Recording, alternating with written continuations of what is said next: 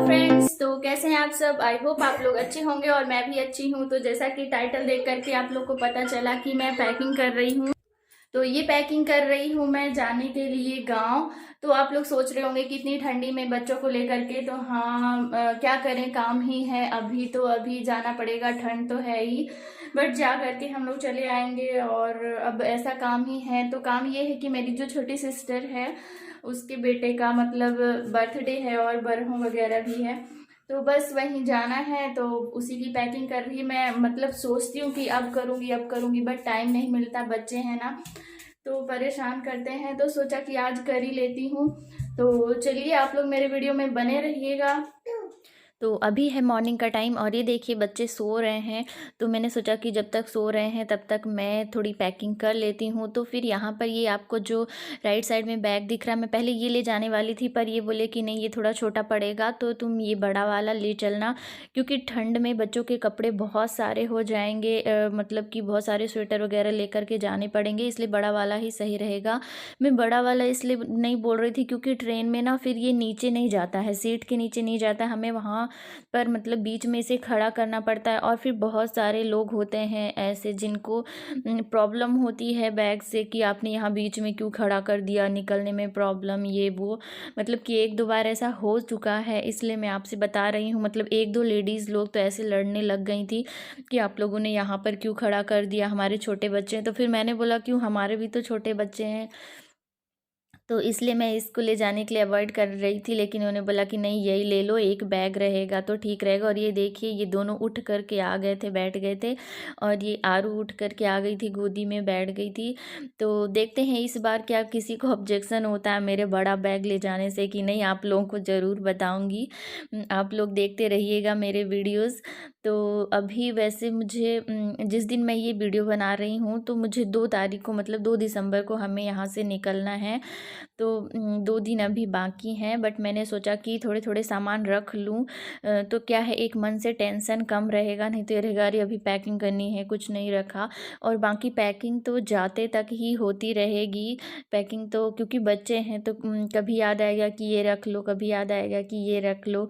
तो मतलब इसीलिए मैंने रखना स्टार्ट कर दिया ताकि कुछ भूले ना, क्योंकि बच्चे हैं अपने साथ तो चलो अगर कुछ भूल भी गया तो एडजस्टमेंट हो जाता है, बट बच्चे हैं और उनको सफ़र में, और फिर मेन तो क्या है अभी दिसंबर की ठंडी है और ट्रेन में हवा भी लगती है।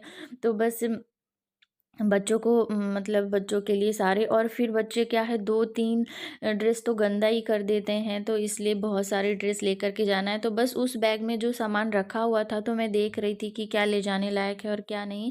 जो नहीं है उसको इस बैग में रख करके बंद करके रख देती हूँ। और फिर जो ले जाना है वो उस बैग में मैं भर लूँगी।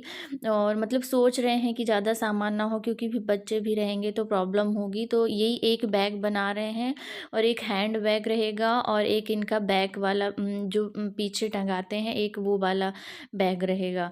तो बस इतने में ही सोच रहे हैं कि एडजस्टमेंट हो जाए। और हाँ, ब्लैंकेट वगैरह भी जैसे इन्होंने एक्स्ट्रा ब्लैंकेट ख़रीद रखे हैं घर ले जाने के लिए, तो उन्हें लेना पड़ेगा, तो उन्हें तो अलग से ही लेना पड़ेगा। मतलब कितना भी हम लोग सोच रहे हैं कि कम सामान हो जाए, बट 3-4 सामान तो हो ही गया है। तो बस यहाँ पर मैं रख रही थी सामान। और अभी जैसे मॉर्निंग का टाइम है तो मुझे मतलब कि पूरा घर का काम भी पड़ा हुआ है, झाड़ू पोछा और सब। बस ये लोग ऑफिस चले गए हैं तो मैंने सोचा कि पैकिंग कर लेती हूँ। तो इधर देखिए, आप देख सकते हैं कैसे कपड़े फैले हुए हैं, बिस्तर वगैरह सब फैले हुए हैं। तो और इनको बच्चों को भी खिलाना पिलाना है, तो मैं बोल रही थी इधर बैठ जाओ, मैं जल्दी जल्दी कपड़े रख दूँ। तो फिर मिलती हूँ, रख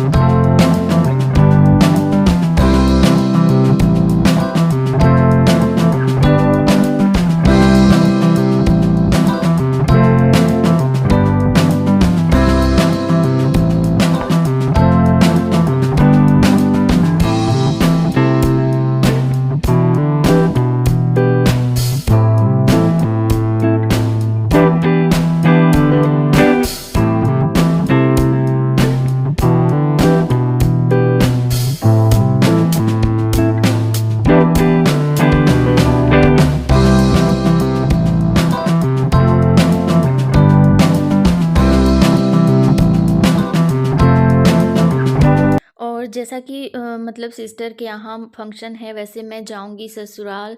और फिर मतलब कि क्योंकि सब मेरा उधर ही है, मेरी जो सिस्टर है वो भी उधर ही रहती, उधर मेरा ससुराल मायका सब उधर ही है।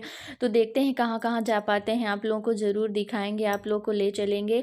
तो इसके लिए आप लोग मेरे वीडियो को स्किप नहीं करिएगा और मेरे चैनल को सब्सक्राइब कर लीजिएगा। और ये देखिए मेरी पैकिंग हो चुकी है, मतलब कि ऐसे थोड़ा थोड़ा सामान रख लिया है, अभी तो बहुत सारा रखना है, बट इतने में मेरा बैग भर चुका है।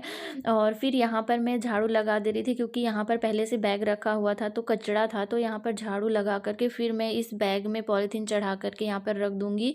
और फिर जैसे ब्लैंकेट, यहाँ बिस्तर लगा हुआ था तो ब्लैंकेट वगैरह फ़ोल्ड करके मैं रख दूँगी इसके ऊपर। मतलब बहुत सारे कपड़े इकट्ठे हो गए थे और अभी तक थोड़ा लेट भी हो रहा था मुझे काम करने के लिए, क्योंकि अभी पूरा काम पड़ा हुआ है। और ये आरू है ना, ये जो नमकीन खा रही है, पूरे घर में अंदर से लेकर के बाहर तक पूरा इसने नमकीन छींट रखा है। और फिर यहाँ पर मैं सब कुछ फ़ोल्ड करके रख रही थी और फिर मैं आ गई थी किचन में। तो ये देखिए इतने बर्तन भी हो गए थे, जबकि ये मतलब रात में मैंने सब धो लिया था, बट ये चाय और ऐसे नाश्ता वगैरह के ही बर्तन हैं। तो चलिए मैं इन्हें जल्दी से साफ़ कर लेती हूँ। और बाकी गैस और स्लैब वगैरह तो मेरी साफ़ है और पानी वगैरह भी भर रखा है मैंने, बस ये बर्तन ही थोड़े से बर्तन हैं जिन्हें मुझे धोना है। और ये जो तांबे का लोटा है, मैंने ये जो मैं बॉटल से निकाल रही हूँ ना, तो ये पीताम्बरी है, क्योंकि हम जैसे तांबे का लोटा यूज़ करते हैं ना, तो उसे मैं डेली मांज लेती हूँ तो उससे साफ़ हो जाता है पीताम्बरी से। बट मांजने के बाद मतलब एक दिन साफ़ रहता है, फिर दूसरे दिन फिर वो गंदा हो जाता है, ये थोड़ा मुझे अच्छा नहीं लगता। मतलब कि एक बार साफ़ कर दो तो कम से कम 2-3 दिन तो लोटा मतलब तांबे के बर्तन साफ़ होने चाहिए, बट ऐसा नहीं होता है। मतलब कि डेली डेली आप साफ़ करो तभी वो उसमें चमक रहती, नहीं तो वो काला पड़ ही जाता है। तो आप लोग बताइएगा कि आप लोग कैसे साफ़ करती हैं तांबे के बर्तन को, पीताम्बरी से या फिर और कुछ किसी चीज़ से मतलब साफ़ करती हैं। तो आप लोग ज़रूर बताइएगा, क्योंकि मैं पीताम्बरी से साफ़ करती हूँ तो साफ़ तो हो जाता है उतने टाइम, बट 1-2 दिन में वो फिर से वैसे ही धीरे धीरे काला पड़ जाता है। और फिर यहाँ पर मैं लगा रही थी झाड़ू, तो आप देख सकते हैं कितना सारा कचरा निकल रहा है। मतलब कि मैं रात बस में झाड़ू नहीं लगाती हूँ, जैसे रात में अगर ये लोग कचरा कर देते हैं तो पोंछे से पोंछ लेती हूँ, झाड़ू नहीं लगाती हूँ। बाकी दिन में तो मतलब शाम होने के पहले मैं एक बार और झाड़ू लगा लेती हूँ, एक बार दोपहर में लगाती हूँ जब ये लोग खाना खाते हैं।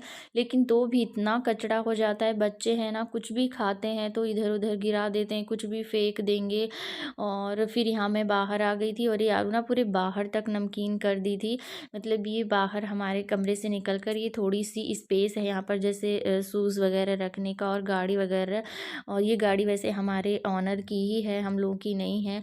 और उधर बच्चों की कुछ साइकिल वगैरह रखी है। और फिर मैं झाड़ू लगा कर यहाँ पर आ गई थी कि चलो पानी लगा देती हूँ, जब तक मैं पोछा लगाऊंगी पानी गर्म हो जाएगा तो फिर बच्चों को नहला दूंगी। तो बस यहाँ पर मैं पानी लेकर के आ रही थी और ये बाल्टी ना इतनी बड़ी है कि भर लो तो उठती नहीं है मुझसे। तो बस मैं कुछ दूर इसे खिसकाऊंगी, कुछ दूर फिर इसे मतलब कि ऐसे करके, और फिर मैं बस यहाँ पर दरवाजे पे ये टंगा रखा था तो यहाँ पर मैं लगा देती हूँ। और मैंने पानी लगा दिया था और फिर मैं आ गई थी पोछा लगाने। तो ये देखिए सामने मतलब मैंने जो थोड़ा छोटा वाला बैग था ना उसको रख के और फिर उसके ऊपर ब्लैंकेट वगैरह जमा दिए हैं। और ये जो बैग खड़ा हुआ है यही वाला बैग मैं ले जाने वाली हूँ। तो आप लोग देख सकते हैं, ऐसे तो नहीं दिख रहा बट वैसे थोड़ा सा बड़ा है। और बस यहाँ पर मैं जल्दी जल्दी पोछा लगा रही हूँ, अंदर लगा लिया मैंने और अब किचन में लगा लूँगी। और फिर बाहर मतलब कि हाथ से लगाने में ना थोड़ा टाइम लग जाता है, वैसे घर इतना बड़ा नहीं है बट हाथ से लगाने में टाइम लग जाता है। और फिर मैं बहुत मतलब साफ पोंछ पोंछ के लगाती हूँ कि बच्चे ना कहीं कुछ चिपका देते हैं कहीं कुछ, इसलिए थोड़ा सा मतलब कि थोड़ा टाइम लगता है पोछा लगाने में। और ये देखिए दोनों आगे पीछे लगे हुए हैं, मैंने बोला जाओ बाहर खेलो। तो चलिए पोछा लगा लेती हूँ, फिर मिलती हूँ।